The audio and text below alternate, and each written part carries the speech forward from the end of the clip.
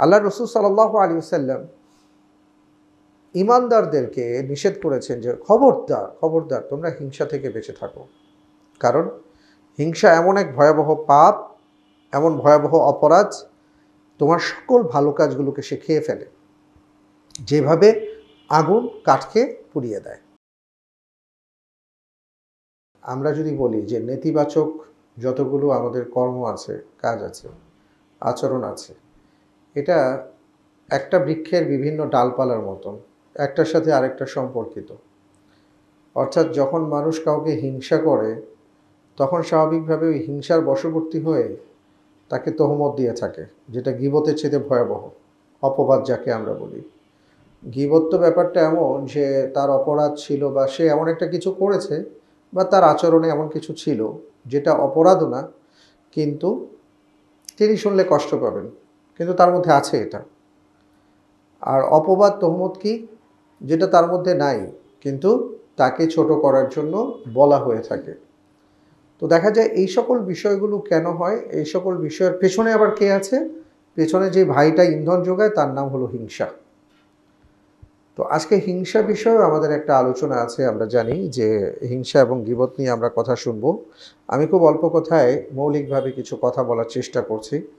মূল ব্যাপারটা হলো এটাই যে আমরা এখান থেকে যে ব্যাপারগুলো শুনবো, জানবো, যেগুলো আমাদেরকে দিক নির্দেশনা দেয় ইসলাম পালন করার জন্য, সেটা যেন পালন করতে পারি।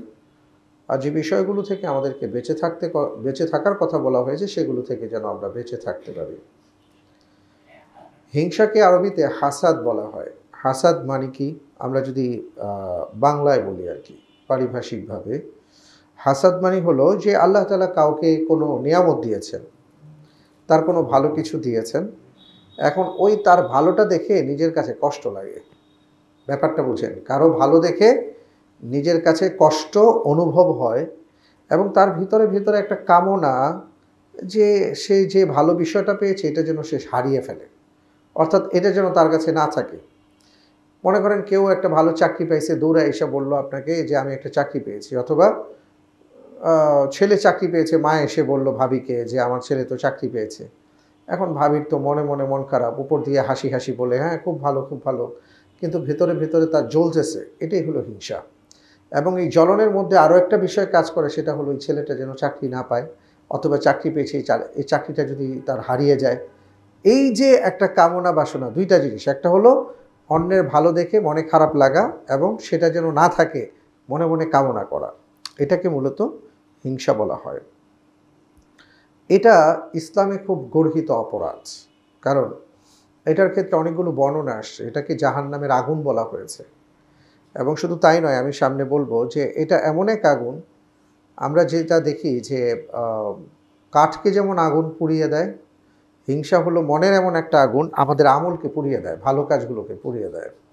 সুতরাং আমরা কখনোই মনের মধ্যে হিংসা রাখবো না, কখনো না।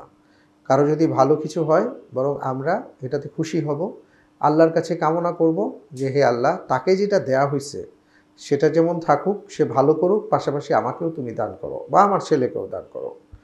এটা জায়েজ, এটা সওয়াব। কিন্তু কারো বিষয় ভালো কিছু দেখে মনের মধ্যে জ্বলে, ওই যে ওবায়দুল কাদের বলছিল না, জলে জলে কি, উনি নিজেই তো জৈলাপুরা সরকার হয়ে গেল। তো ওই হিংসা জিনিসটা আসলে কোনো জায়গায় ভালো না। হিংসা থেকে আমাদের বেঁচে থাকতে হবে। এবং আল্লাহ সুবহানাহু ওয়া তাআলা হিংসাকারীদেরকে খুব খারাপভাবে উপস্থাপন করেছেন পবিত্র কোরআনুল কারীমে, কারণ তাদের চরিত্রটা কত খারাপ সেটা আমরা বুঝতে পারবো। যেমন সূরা ফালাক এবং সূরা নাস আমরা জানি, তাই না? ওইখানে আপনি দেখবেন যে সূরা ফালাকের মধ্যে আল্লাহ সুবহানাহু ওয়া তাআলা কি বলেছেন শেষ আয়াতটাতে, ওয়া মিন শাররি হাসিদিন ইযা হাসাদ, হে আল্লাহ আপনি আমাকে রক্ষা করুন ওই সকল হিংসুকের কাছ থেকে, তারা যখন হিংসা করে। কারণ হলো এই হিংসার সাথে সাথে তার মনের যেই নেতিবাচক একটা ব্যাপার, এটা অনেক সময় তার জবান দিয়ে, তার চোখ দিয়ে বের হয়। হাদিসের মধ্যে আসছে আল আইনু হাক্কুন, আমরা কখনো কাউকে ভুলেও হিংসা করব না এবং সবসময় আল্লাহ তাআলার কাছে হিংসাকারীর কাছ থেকে পানা চাইব। কারণ যে হিংসা করে সে নিজে যেমন জ্বলে যায়, পুড়ে যায়, ছারখার হয়ে যায়, পাশাপাশি তার হিংসার আগুনটা এমন, যার প্রতি তার হিংসা থাকে অনেক সময় সে আক্রান্ত হতে পারে, সে পরীক্ষার মধ্যে পড়ে যেতে পারে। তো এই জন্য আল্লাহ তাআলা বলেছেন, তুমি আমার কাছে পানা চাও হিংসাকারীর হিংসা থেকে, কারণ এটা খুব খারাপ একটা জিনিস। আমরা বলি না যে চোখ লাগছে, এই চোখ লাগাটা অনেকটা হিংসা থেকে হয়। অনেক সময় দেখবেন যে আমাদের বাচ্চা কাচ্চার ক্ষেত্রে হয়। এখন তো অনেকে আমরা বুঝি না, ফেসবুকে আর কি 1 মাস সে গোশত খাইতে পারে নাই, তো একদিন হয়তো সে রেস্টুরেন্টে গিয়ে খাইছে। তো সে যে 1 মাস খারাপ অবস্থায় ছিল এটা না জানায়া সে করে কি, রেস্টুরেন্টে ওই যে একবেলা খাইছে ওইটার একটা সুন্দর ছবি তুলে দেয়। ভাবটা এমন যে প্রতিবেলাই সে এগুলা খায়। অর্থাৎ আমরা যা না তার চেয়ে বেশি নিজেকে জাহির করতে পছন্দ করি। ঠিক এমনি করে আমরা আমাদের ঘরের খবর, বাইরের খবর, ভিতরের খবর, সন্তানের খবর, বাচ্চার খবর, চাকরির খবর, হ্যাঁ, কোথাও আপনি গেছেন বদনা হাতে, সেই বদনার খবর পর্যন্ত আমরা এখন পোস্ট করে দিতে পছন্দ করি। আর খালি নিচের দিকে তাকাই, কয়টা লাইক আসলো, কয়জন কমেন্টস করলো, এই হলো এখন আমাদের ভিউ ব্যবসা চলতেছে। কিন্তু আমরা আসলে বুঝি না যে যে মানুষগুলোকে আমি জানাচ্ছি সে মানুষগুলোর আদৌ মন মানসিকতা কেমন। আপনি হয়তো আপনার ফলোয়ারের ক্ষেত্রে আপনি দেখতে পাচ্ছেন যে আপনার লাখ লাখ ফলোয়ার, হাজার হাজার ফলোয়ার, এমন অনেকের হয় না, বা আপনার 100, 150, 200, 500 বন্ধু। এই 500 বন্ধুর মধ্যে কয়জনের মন মানসিকতা কেমন আপনি তো জানেন না। একজনের মানসিকতা যদি খারাপ থাকে, তার ভিতরে যদি হিংসা থাকে, আল্লাহ মাফ করুন, তার বদনজর যদি আপনার ক্ষেত্রে, আপনার বাচ্চার ক্ষেত্রে, আপনার পরিবারের ক্ষেত্রে লেগে যায়, আপনার অবস্থাটা কি হবে আপনি বুঝতে পারতেছেন? খারাপ। এই জন্য ওই যে আকাবের যারা আমাদের আসলাফ ছিলেন তাদের লাইফ স্টাইলটা কেমন ছিল। আলী রাদিয়াল্লাহু তাআলা আনহুকে একবার একজন বলছিল যে আপনার স্ত্রী কেমন আছে। উনি বলছেন যে যদি তোমার রক্ত আমার জন্য হালাল হতো আমি তোমার কল্লা ফালাই দিতাম। তোমার এত বড় সাহস যে তুমি আমার স্ত্রী সম্পর্কে জানতে চাও কেন? অর্থাৎ তারা কখনোই তাদের ভেতরের কোনো বিষয় উপস্থাপন করতেন না। আর আমরা কতক্ষণে আমাদের একেবারে ডাল চালের সব খবর দিয়ে দিব আরেকজনকে, এটা নিয়ে আমরা ব্যতিব্যস্ত। কিন্তু আমরা জানি না যে একটা মানুষ যখন দেখে, কোন নজরে দেখে। আপনি আপনার বাচ্চা পরীক্ষায় ফার্স্ট হয়েছে, সেকেন্ড হয়েছে, থার্ড হয়েছে, ভালো করছে, হ্যাঁ, এটা আপনি খুব সুন্দর করে উপস্থাপন করলেন। আপনি জানেন না যে ওখানে যে আপনি শত শত মানুষের সামনে এটা উপস্থাপন করলেন, কে কোন নজরে দেখতেছে। এটা খুব ভয়াবহ একটা ব্যাপার। এরপরে অনেক সময় অনেকে বলেন যে আহা আমার তো সন্তান অসুস্থ, অথবা আমার পরিবারের শান্তি নাই, অনেকের বউ চলে যায়, ইত্যাদি ইত্যাদি কত কাহিনী আমরা শুনি। কিন্তু এর আগে যে আমরা হিংসার দরজাটাকে উন্মুক্ত করে দিয়েছি অন্যের জন্য, এটা খেয়াল রাখি না। তো প্রথমত যে হিংসাকারী সে তো খারাপই, কোনো সন্দেহ নেই, এবং তার হিংসা অত্যন্ত জঘন্য, তাকে জ্বালিয়ে পুড়িয়ে ছারখার করে দেয়। বাট হিংসাকারীর থেকে আপনাকে বেঁচে থাকতে হবে যেন তার হিংসার আগুন আপনাকে স্পর্শ না করে, এটা আমি বলতে চাচ্ছি। এবং স্বয়ং আল্লাহ সুবহানাহু ওয়া তাআলা এই জন্য বলেছেন তোমরা আল্লাহর কাছে পানাহ চাও, বলো ওয়ামিন শাররি হাসিদিন ইদা হাসাদ, হে আল্লাহ যত হিংসাকারী আছে হিংসুকদের নিন্দা থেকে, হিংসা থেকে আমাকে আপনি রক্ষা করুন। রাসূল সাল্লাল্লাহু আলাইহি ওয়াসাল্লাম হিংসার ব্যাপারে বলেছেন ইয়াকুম ওয়াল হাসাদ ফাইনাল হাসাদা ইয়াকুলুল হাসানাত কামা তাকুলুন নারুল হাতাব, যেটা আমি একটু আগে বলেছি। আল্লাহ রাসূল সাল্লাল্লাহু আলাইহি ওয়াসাল্লাম ঈমানদারদেরকে নিষেধ করেছেন যে খবরদার খবরদার তোমরা হিংসা থেকে বেঁচে থাকো, কারণ হিংসা এমন এক ভয়াবহ পাপ, এমন ভয়াবহ অপরাধ, তোমার সকল ভালো কাজগুলোকে সে খেয়ে ফেলে, যেভাবে আগুন কাঠকে পুড়িয়ে দেয়। তো এই জন্য প্রথমত হিংসাকারী থেকে বেঁচে থাকা, আরেকটা হলো দ্বিতীয়ত আমার ভিতরে যেন কখনো হিংসার উদ্রেক না হয়, এটা নিজেকে সবসময় সংবরণ করে রাখতে হবে। কারো কোনো ভালো ব্যাপার হলেই আলহামদুলিল্লাহ বলবো, তার জন্য দোয়া করব, আল্লাহর কাছে বলবো আল্লাহ আপনি তাকে এটা দান করেছেন আলহামদুলিল্লাহ, আল্লাহ তাকে আরও বাড়িয়ে দেন এবং সেই সাথে আপনি আমাকেও দান করেন। এটা যদি করেন এটা সওয়াব হবে, এটা আপনি কল্যাণ পাবেন। কিন্তু উল্টা করলে, মনে জ্বললে, এই জ্বলন পূরণে আপনারও ক্ষতি হবে, তারও ক্ষতি হবে।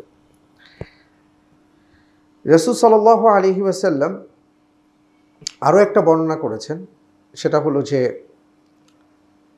যে হিংসা আসলে এটা শুধু অন্যের ক্ষতি করে যে তাই না, নিজেরও ক্ষতি করে, অন্যেরও ক্ষতি করে, যেটা আমরা একটু আগে বললাম। আরেকটা হাদিসের মধ্যে আসছে যে লা তাহাসাদু ওয়া কুনু ইবাদাল্লাহি ইখওয়ানা। আল্লাহ রাসূল সাল্লাল্লাহু আলাইহি ওয়াসাল্লাম বলেছেন, খবরদার তোমরা কখনো একে অপরকে হিংসা করো না, তোমরা আল্লাহর জন্য ভাই ভাই পরিণত হও। আমরা আজকে আমাদের সমস্যাটা হলো যে আমাদের সমাজ এবং সংসারে হিংসাটা এমনভাবে ভেতরে ঢুকে গেছে, আমাদের রন্ধে রন্ধে প্রবেশ করেছে। গীবত যেভাবে ঢুকছে, হিংসাটাও সেভাবে ঢুকছে। কিছু হলি জানো কি হইছে, এটা কেমনে হইল, এটা হইল কেন, এই যে সে আগায় গেল কেন, কিভাবে গেল, তারে ধরতে হবে, তার যেভাবেই হোক পাও ধরে নিচে ফালাইতে হবে। এই যে চিন্তাটা, এই চিন্তাটা আমাদেরকে নষ্ট করে দেয়। রাসূল সাল্লাল্লাহু আলাইহি ওয়াসাল্লাম বলেছেন, এগুলো করো না, বরং তুমি তার ভাই হয়ে যাও, তাকে ভালোবাসো, তার কল্যাণ কামনা করো। আর দিন আর নসিহা, অন্যের দিন কল্যাণ কামনা করাই হলো দিন, অন্যের কল্যাণ কামনা করাই হলো দিন। রাসূল সাল্লাল্লাহু আলাইহি ওয়াসাল্লাম বলেছেন, খায়রুন নাস মান ইয়ানফাউন নাস, মানুষের কল্যাণ কামনা করা, মানুষকে ভালো মনে করা, মানুষের উপকার করা, এটাই হলো প্রকৃত অর্থে ভালো মানুষের কাজ। আমরা আসলে কোন দিকে আছি? রাসূল সাল্লাল্লাহু আলাইহি ওয়াসাল্লাম বলেছেন, তোমরা ভাই হয়ে যাও। তার মানে হলো তোমরা ভালোবাসা দাও, একে অপরকে ভালোবাসো, একে অপরকে শুভকামনা করো, কিন্তু হিংসা করো না। এবং সেই সাথে আরও একটা জিনিস পাচ্ছি, সেটা হলো যে আল্লাহ তাআলা আপনাকে আমাকে যে অবস্থাতে রেখেছেন সেই অবস্থার মধ্যেই সন্তুষ্ট থাকার চেষ্টা করা। একজনকে আল্লাহ তাআলা অনেক কিছু দিয়েছেন, আলহামদুলিল্লাহ বলেন যে আলহামদুলিল্লাহ, আল্লাহ তাআলা তাকে অনেক কিছু দিয়েছেন, আরও বাড়ায় দেন, আল্লাহ আমাকে দান করেন, এবং আল্লাহ আমাকে যে অবস্থায় রাখছেন আলহামদুলিল্লাহ। তাহলে কি হবে? আল্লাহ রব্বুল আলামিন আপনাকে যে পরীক্ষায় ফেলেছেন সেই পরীক্ষায় আপনি পাশ করলেন। কিভাবে? একটা হলো আপনার চোখের সামনে একজনের ভালো হচ্ছে, আপনি দেখতেছেন। শয়তান আপনাকে বারবার ওয়াসওয়াসা দিচ্ছে, আপনি শয়তানকে পরাজিত করে আল্লাহ সন্তুষ্টির জন্য আপনি তার প্রশংসা করেছেন, আপনি বরত্ব এবং মহত্বের প্রকাশ করলেন। এই এক পরীক্ষায় শয়তানকে পরাজিত করে আপনি পাশ করেছেন। দ্বিতীয়টা কি? এই যে আপনার খারাপ লাগা আসা সত্ত্বেও আপনি সেটাকে দূরে সরিয়ে দিয়ে আল্লাহর জন্য, আল্লাহর ভয়ে আরেকজনের কল্যাণ কামনা করলেন। আল্লাহ তাআলা এটা দেখতে চাচ্ছে যে আমার বান্দা হিসেবে আপনি কি করেন। আল্লাহ সুবহানাহু ওয়া তাআলা দেখতে চান তার বান্দা এটা কি করে। তো যখন আল্লাহ রাব্বুল আলামিন দেখেন যে তার বান্দা অন্যের ভালো দেখে ভালো বলে, প্রশংসা করে, আল্লাহর উপর নিজের অবস্থার উপর থেকেই সন্তুষ্ট প্রকাশ করে, আল্লাহ সুবহানাহু ওয়া তাআলা তাকে তখন নিয়ামত বাড়িয়ে দেন। লা ইন শাকারতুম লা আযীদান্নাকুম ওয়া লা ইন কাফারতুম ইন আযাবি লাশাদীদ। তো এই যে লা ইন শাকারতুম লা আযীদান্নাকুম মানে হলো আল্লাহ তাআলা আপনাকে আমাকে যে অবস্থায় রেখেছেন এই অবস্থায় থেকে আমরা যদি সন্তুষ্ট হতে পারি তাহলে ইনশাআল্লাহ তাআলা এইটার প্রতিদান আল্লাহ দিবেন। আমাদেরকে যা দিয়েছেন এবার আল্লাহ আরও বাড়ায় দিবেন, সুবহানাল্লাহি ওয়া বিহামদিহি। তাহলে মোটামুটি যা দাঁড়ালো সেটা হলো যে প্রথমত হিংসার ব্যাপারে ইসলাম যেটা বলেছে যে এটা হারাম এবং কবিরা গুনাহ, এটা করা যাবে না।